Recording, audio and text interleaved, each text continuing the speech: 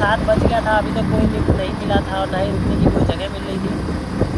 और अभी फ़िलहाल में भैया मिले हैं, आने वाले मिले हैं, इन्होंने लिफ्ट दिया आगे तक। देखते हैं कोई रुकने की जगह रहेगी तो रुक जाएंगे, नहीं तो यात्रा कंटिन्यू करेंगे, कोई लिफ्ट मिले तो। भैया ऑटो चलाते हैं, भैया कुछ कहना चाहेंगे? कहना यही चाहते हैं भाई को मदद करो।